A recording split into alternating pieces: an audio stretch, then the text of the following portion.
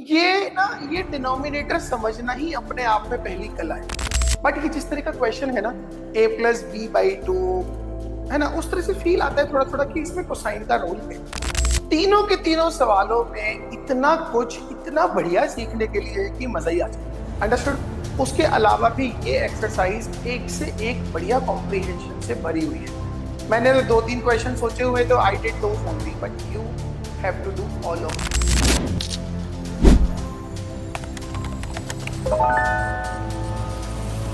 सो hello everybody, आज की जो एक्सरसाइज है ना, बहुत फैसिनेटिंग है। ये GRB toppers question bank volume 2, मैंने लिमिट कॉन्टिन्यूटी डिफरेंशिएबिलिटी वाले चैप्टर की एक्सरसाइज 4 उठाई है। इसमें कॉम्प्रिहेंशन बेस्ड क्वेश्चन है और अलग लेवल पे गेम चल रही है भाई। ये हमें सीखना मैंडेटरी है, ठीक है। ऐसे मल्टी कंसेप्चुअल क्वेश्चन बनाए हैं, कहीं पे ट्रिग्नो लिमिट्स को मिक्स किया है, कहीं परम्यूटेशन लिमिट्स को मिक्स किया है, और क्या नहीं किया। Got it. तो बहुत तसल्ली से समझो, तसल्ली से अटेम्प्ट करो और इनसे जितना हो सके उतना सीखने की कोशिश करो। अब जैसे ये फर्स्ट कॉम्प्रिहेंशन जो मैंने उठाया है, that is comprehension number 4। Alright.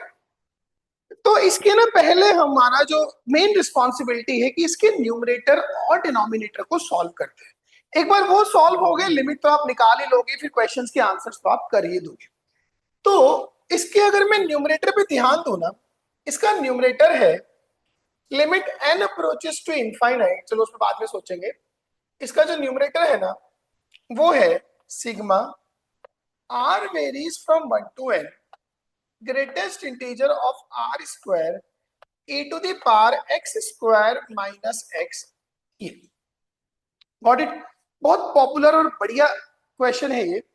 अब आप सोचो कि इसको मैंने कैसे सिंप्लीफाई करना है। पहले सोचो ये है क्या। It is greatest integer of 1 square. ये जो e की power X square minus X है ना, मैं इसको फॉर द टाइमिंग कुछ p बोल देता हूँ। तो 1 square into P plus greatest integer 2 square into P plus and so on greatest integer of n square into P. Am I correct? इसको मैं लिख सकता हूं 1 square P minus fractional part of 1 square into P. Am I correct? Then 2 square into P, इसको एक bracket बना देते हैं, fractional part of 2 square into P and so on. ऐसे करते करते एन स्क्वायर इंटू पी और सब्ट्रैक्ट हो जाएगा fractional part of N square into P. Correct. So ये बन गया पी के साथ में 1 स्क्वायर प्लस 2 स्क्वायर से लेके एन स्क्वायर। बल्कि यहाँ पे अब ग्रेटेस्ट इंटीजर तो रहा नहीं, it is just a normal bracket. Got it. Minus, अब आप सोचो ये ना एन फ्रैक्शनल पार्ट ब्रैकेट्स है। अगर हर एक ब्रैकेट अपने मैक्सिमम पे भी आ गया तो भी ये वैल्यू मैक्सिमम एन जा सकती है। तो ऐसा करता हूं, let me call it some quantity K which is more than और equal to 0 and which is less than N. Am I correct?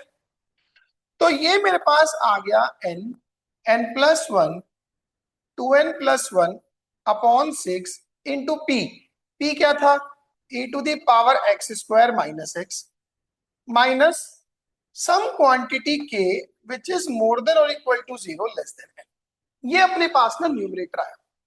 Got it. बहुत बढ़िया क्वेश्चन है और देखते जाओ भी आगे आप। अब मेरे पास जो इसका डिनोमिनेटर है ना, that is R S T. इसका जो डिनोमिनेटर है that is sigma sigma sigma R less than S less than T less than और equal to N more than और इक्वल टू 1, और ये 1 है। ये डिनोमिनेटर समझना ही अपने आप में पहली कला है। Got it. इसका क्या मतलब हुआ कि 1 इंटू वन इंटू वन एक certain number of times add हो रहे। Now how many times? अब आप सोचो, जब t की वैल्यू n रहेगी, सपोज करो t की वैल्यू n है। Got it. तो इसका मतलब जो s है ना, वो s number of values of t से कम है। t अगर n है तो s 1 से लेके n माइनस 1 है। उस केस में जो r है वो s से छोटा है। सो ऐड तो होना है 1 1 1 1 1, बट हाउ मेनी टाइम्स? तो वो हाउ मेनी टाइम्स अगर आपने जज कर दिया तो आपका काम चल गया। Getting my point? तो इसको ऐसे सोचो कि how do I make it clear to you. चलो इसको एक दूसरे तरह से आपको सिखाने की कोशिश करता हूं। Sigma sigma sigma R less than S less than T less than और equal to N more than और इक्वल टू वन। सपोज करो आपके पास R into S into T है, आपको ये करना है, ठीक है। इससे मैं सिर्फ ये दिखाना चाह रहा हूं कि कितने टर्म्स आएंगे, वैल्यूज की बात नहीं करेंगे। Got it? अब सोचो जब आर की वैल्यू 1 रही होगी तो एस की वैल्यू आर से ज्यादा होगी और टी की वैल्यू एस से ज्यादा होगी। एस की वैल्यू आर से ज्यादा, टी की वैल्यू, मतलब कि इस उसमें पूरे ब्रैकेट में आप 1 into 2 into 3 को ऐड करोगे, 1 into 4 into 5 को ऐड करोगे, 1 into 7 into 9 को ऐड करोगे।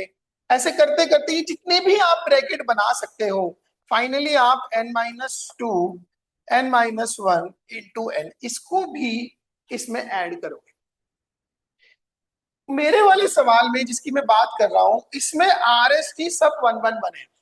तो मुझे बस ये देखना है कि इसमें कितने टर्म्स आए। जितने इसमें टर्म्स आए वही इसकी वैल्यू है, क्योंकि value of each term here in this case is going to be 1। अब इसमें कितने टर्म आए, तो हुआ क्या, बेसिकली मैंने n में से 3 टर्म सेलेक्ट कर ली, 1 2 3 से लेके मेरे पास n नेचुरल नंबर्स हैं, मैंने उनमें से 3 नंबर ले लिए। वो 3 नंबर इस सेट में होंगे कि नहीं होंगे, और एक ही बार होंगे।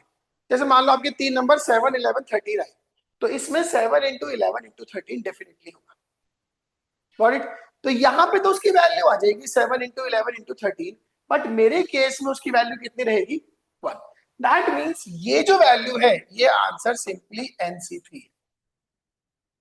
ये थोड़ा सा समझाना मुश्किल है, स्पेशली इस तरह के इंटरेक्शन में जहां पे मुझे पता ही नहीं चल रहा कि आपके दिमाग में क्या गया। बट फिर भी कोशिश करो कि मैंने इसको नीचे वाले से कैसे रिलेट किया। मैं सिर्फ ये जानना चाह रहा हूं कि इसमें कितने टर्म्स आए। आई हैव नो बिजनेस कि इसमें 1 into 4 into 5 की क्या वैल्यू है। तो इसमें जितने टर्म्स आए ना, ऊपर वाले में भी टर्म तो उतने ही आएंगे, और हर एक टर्म की वैल्यू कितनी होगी, 1। So this is equals to n n-1 n-2 whole divided by 3 factor. अब जो अपनी लिमिट की वैल्यू है ना, that is limit n approaches to infinite. अब सोचो इसका न्यूमरेटर क्या है। इसका न्यूमरेटर है n into N plus one into 2n+1 upon 6 e to the power X square minus X, minus वही सम क्वांटिटी जो मैंने बोली थी जो 0 से लेके n तक है, whole divided by n n-1 n-2 upon 6। Got it? अब देखो इसके नीचे जब डिनोमिनेटर करूंगा ये तो गया काम से, ये तो वैल्यू 0 है। मेरा कंसर्न सिर्फ अब ये रह गया, so that is equals to limit n approaches to infinite. अब आप बस ये बता दो मुझे कि इस वाली लिमिट की क्या वैल्यू आएगी। 6 से 6 कैंसिल हो गया, ऊपर n क्यूब का कोफिशिएंट 2 है, नीचे n क्यूब का कोफिशिएंट 1 है, so it is 2 times e to the power X square minus X. खत्म। Got it? ये मेरे पास इस क्वेश्चन की लिमिट का आंसर है। दैट मीन्स जो आपके पास एफ एक्स आया, जिस फंक्शन को इन्होंने एफ एक्स कहा, that is twice of e to the power X square minus X. ये अपना आंसर है। अब उसके बाद में एफ एक्स के मोड को 5 माइनस एक्स के मोड के दोनों के ग्राफ बना के आप इजीली इसमें सॉल्यूशन निकाल सकते हो। आगे मैं आपको बॉदर या इंटरफेयर नहीं करूंगा। ये क्वेश्चन मैंने सिर्फ इसलिए उठाया ताकि मेनली मैं आपको इसका डिनोमिनेटर बता सकूं कि how is it NC3। Understood? चलो बाकी तो सिंपल क्वेश्चन है। आपको एफ एक्स का ग्राफ बनाना है, आपको 5 माइनस मॉड एक्स का ग्राफ बनाना है। चलो ये वाला कर दे तू, ये वाला करके देखते हैं। Mod of F X is 5 minus mod x. अब सोचो एफ एक्स पे तो मॉड का सेंस है ही नहीं, वो मॉड एफ एक्स की बात कर रहा है, एफ एक्स पे मॉड का सेंस है नहीं, बिकॉज जो अपने पास एफ एक्स आया that is 2 e to the power X square minus X, ये तो वैसे ही ऑलवेज पॉजिटिव है। एनीवेज अगर मैं एफ एक्स का ग्राफ बनाता हूं, एफ एक्स की वैल्यू 0 पे 2 आएगी, एफ एक्स की वैल्यू 1 पे भी 2 आएगी, उसके अलावा इस बीच में ये फंक्शन इस तरह से चला जाएगा। करेक्ट। अब अगर मैं 5 माइनस कॉड एक्स का ग्राफ बनाता हूं, इसकी 0 पे वैल्यू 5 आएगी, उसके अलावा 5 माइनस मॉड एक्स ऐसा आ जाएगा। कितने सॉल्यूशन बने? एक ये और एक ये। तो बेसिकली इसके दो सॉल्यूशन आए। इसी तरह से आप जीएक्स को भी ड्रॉ करके इजीली जज कर सकते हो और क्वेश्चन का आंसर कर सकते हो। अंडरस्टूड? सो बहुत अच्छा क्वेश्चन है। चलो now let's go with the second question. ये मैंने कॉम्प्रिहेंशन नंबर 6 उठाया, बिल्कुल भी मुश्किल नहीं है। आपके पास अगर एक फंक्शन का डेरिवेटिव दे रखा है तो आप उसके इनवर्स के डेरिवेटिव को कैसे डील करते हो ये है। Let us consider a real valued bijective function F x such that आपको उसने एफ डैश एक्स दे दिया। एफ डैश एक्स क्या है अपने पास? Sine square of sine of X plus one. अच्छा, उसने ये भी कहा कि एफ ऑफ जीरो की वैल्यू 3 है। अब वो एफ इनवर्स ऑफ 3 की बात वो कर रहे हैं। ठीक है, मेरे को ना एफ इनवर्स में कंफर्ट नहीं आता। मैं मान लेता हूं कि जी जो है ना वो एफ इनवर्स है। कैन यू सी कि जी ऑफ एफ एक्स की वैल्यू एक्स आएगी? किसी भी फंक्शन का उसके इनवर्स के साथ कंपोजिशन आइडेंटिटी फंक्शन आता है। तो G dash of F X into F dash X कितना होगा? 1। That means G dash of F X is 1 upon F dash X. That is 1 upon, वो आपको उसने दे रखा है, sine square of sine X plus. अब आप ये सोचो कि मैं यहाँ पे x को ऐसा क्या डालूं कि ये 3 बन जाए, क्योंकि उसने मुझे कहा है f inverse of sorry f inverse का डेरिवेटिव एट 3। तो मतलब कि आपको यहाँ 3 चाहिए। आपको क्वेश्चन में उसने f ऑफ 0 की वैल्यू 3 दी है, तो इसमें उठा के x को 0 डाल दो। जो d dash of f of 0 will be 1 upon sine square of sine 1 आ जाएगा। मतलब कि g dash of 3 is 1 upon sine square of sign. ये आंसर। अंडरस्टूड? नाउ अब सेकेंड पार्ट में ना वो उसके सेकेंड डेरिवेटिव की बात कर रहे हैं। हमने अभी देखा कि g dash of F x जो है ना वो 1 अपॉन एफ डैश एक्स आ। इसको अगर दोबारा से डिफ्रेंशिएट करूं तो g double dash of F X into F dash x is minus of F double dash x upon F dash x का square. That means g double dash of fx is minus of f double dash x upon f dash x का whole की। Great. f dash x आपके पास already है, तो इसका denominator तो क्या हो जाएगा?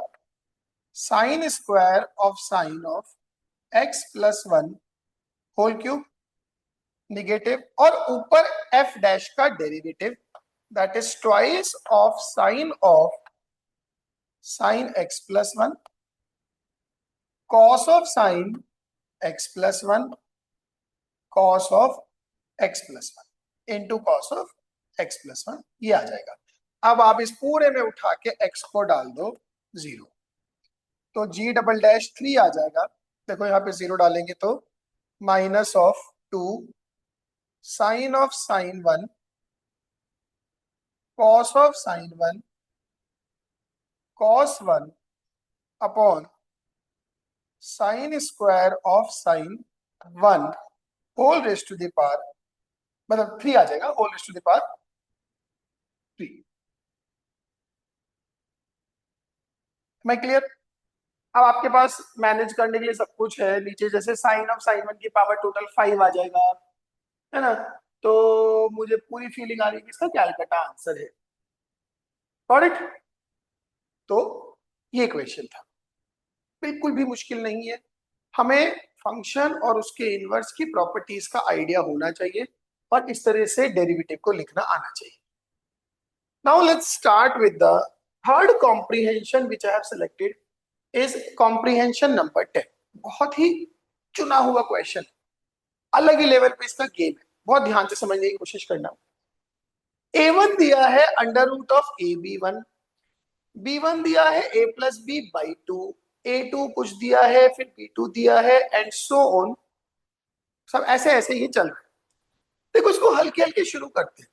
पहले ऐसे करता हूं, लेट b की वैल्यू को, लेट मी एज्यूम कि वो a cos थीटा है। जो जो कंक्लूजन आएगा मैं उसको ब्रैकेट में बनाता जाऊं। b को मैंने एज्यूम कर लिया that it is a cos theta. Then what will be your b1?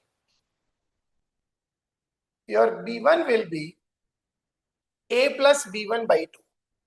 That is a plus, sorry, b1 is a plus b by 2. So a plus a cos theta upon 2. अब मैं a common लूंगा, 1 plus cos theta होता है 2 cos square theta by 2. So it will be a cos square theta upon 2. Am I correct? ये क्या आया? b के बाद ये b1 आया। तो मेरे पास यहां से a1 क्या आएगा? a1 is under root of a b1, ये b1 आया, ठीक है ना, इसको याद रखेंगे हम। So that is under root में a, और ये हो गया a cos square theta upon 2। Fine, alright. तो a1 की वैल्यू कितनी आई? That is a cos theta upon 2। ये मेरे पास आया a1। तो अपने पास a आ गया, a1 आ गया, एक और निकाल लेते हैं। सो से b2 क्या होगा? b2 is a1 plus b1 by 2। So a1 is a cos theta by 2 plus b1 is a cos square theta upon 2 whole divided by 2। तो यहां से अगर आप a cos theta by 2 common लेते हो तो अंदर बचेगा 1 plus cos theta by 2 which is cos square theta by 4, है ना। तो 2 square means cos square theta by 4, that's it। 1 plus cos theta by 2 will be 2 cos square theta by 4, और एक नीचे 2 से 2 कैंसिल। तो ये b2 आया। अब मुझे ना आइडिया लग रहा है थोड़ा थोड़ा, ठीक है। This is your b2। सो a2 will be under root of a1 b2। तो ये क्या बन जाएगा? This will be a cos theta by 2 cos theta by 4। Got it? And so on so forth. अब मुझे पूरी पिक्चर क्लियर है। अब आप सोचो ये a n क्या आएगा? a n will be a cos theta by 2 cos theta by 2 square. देखो जब a2 था ना तो 2 स्क्वायर तक जा रहा था, जब a1 था तो 2 की पावर 1 तक जा रहा था। Now an will be what? cos theta upon 2 to the power n, and bn is what? bn देखो b1 में क्या था? b1 था a cos square theta by 2, b2 is a cos theta by 2 cos square theta by 2 square.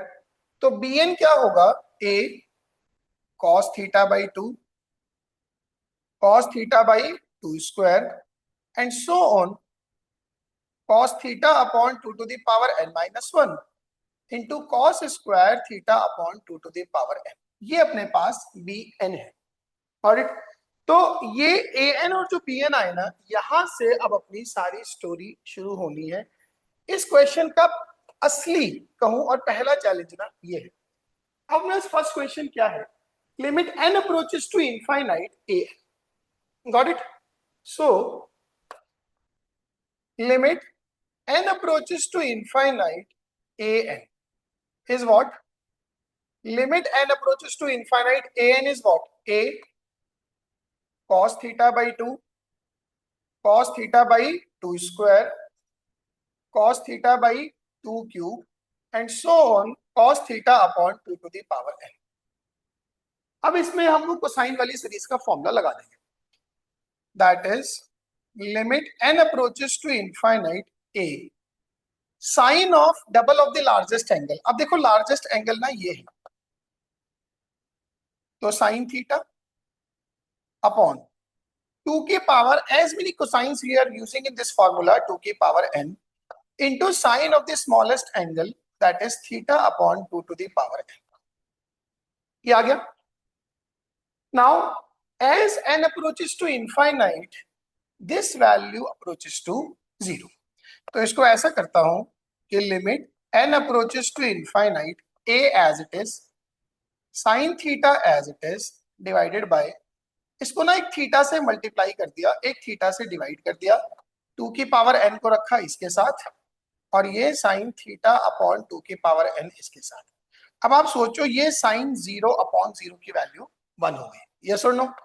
तो अपना answer आ गया a sine theta upon theta. Am I clear? Now अब आपने जो शुरुआत की थी, अब क्योंकि क्या है मुझे ये चाहिए in terms of A B, मुझे एक जी का फंक्शन बनाना है जो ए और बी में है. आपने बी को ए कॉस थीटा माना था. Got it? So that is a. अगर साइन थीटा आपके पास कॉस थीटा क्या था बी अपॉन ए, तो साइन थीटा क्या होगा under root of 1 minus B square upon A square, that is under root A square minus B square divided by A. तो A under root of A square minus B square upon A और साथ में है theta. Now theta क्या है वो cos inverse B upon A है. So that is under root of A square minus B square upon cos inverse B upon A. अब जैसे फर्स्ट क्वेश्चन है, they are asking you G21, मतलब अगर मैं ये मानूं कि ये जो है ये जी ए कॉमा बी आया, so what is G21? G21 is what? Under root of 4 minus 1 upon cos inverse 1 by 2. So ये ऊपर तो बना √3 और cos inverse 1 by 2 कितना होता है pi by 3. So this value is pi by 3. So it is 3√3 upon pi. तो आपके पास पहले क्वेश्चन का जो आंसर है वो है 3√3 upon pi. Am I clear? बहुत बढ़िया सवाल और थॉट इसका थोड़ा आउट ऑफ द वर्ड है, बट ये जिस तरह का क्वेश्चन है ना a प्लस बी बाई 2 है ना, उस तरह से फील आता है थोड़ा थोड़ा कि इसमें कोसाइन का रोल है. Got it? अब अगला question limit n approaches to infinite B N है, उसको उसने कुछ a कॉमा बी कहा. आप देखो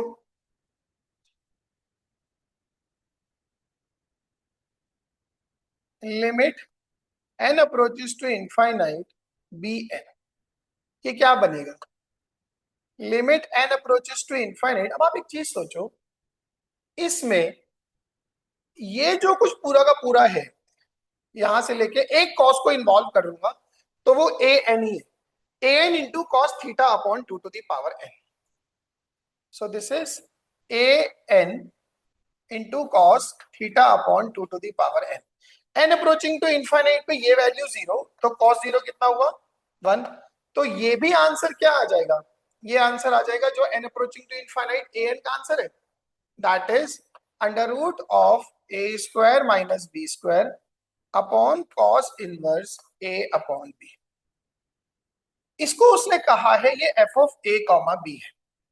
तो मुझे एक सिंपल सी बात बताओ, एफ ऑफ 2 कॉमा वाई क्या आएगा, that is under root 4 minus Y square upon cos inverse Y upon 2. अब अगर इसमें y को 0 अप्रोच कराता हूं तो न्यूमरेटर तो क्या बनेगा √4 दैट इज 2, डिनोमिनेटर क्या आएगा cos inverse 0 that is pi by 2. Yes और no?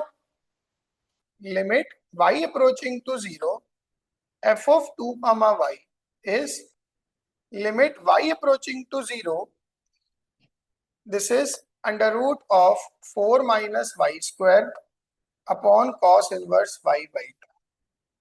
So it is 2 divided by pi by 2. Answer is 4 upon pi. So 4 upon pi का मतलब क्या हो गया, this is the answer. Got it? अब मुझे बताओ क्या मजा आया। तीनों के तीनों सवालों में इतना कुछ इतना बढ़िया सीखने के लिए है कि मजा ही आ जाए। अंडरस्टूड। उसके अलावा भी ये एक्सरसाइज एक से एक बढ़िया कॉम्प्रिहेंशन से भरी हुई है। मैंने तो दो तीन क्वेश्चन सोचे हुए, तो I did those only, but you have to do all of them. बहुत बढ़िया एक्सरसाइज है। ऑलरेडी आप एक बार अटेम्प्ट कर चुके हो। जो आपके डाउट रहे होंगे, हो सकता है इनमें से आपसे कुछ क्वेश्चंस हो भी गए हो। ठीक है। बट मार्क माई वर्ड्स, हमें तो सारे करने, कोई क्वेश्चन नहीं छूटने देंगे। That would be all from my side for today. Next video में कॉलम मैच के क्वेश्चंस करेंगे। Till then you keep trying, keep working hard. That would be all. Thank you so much. Take care.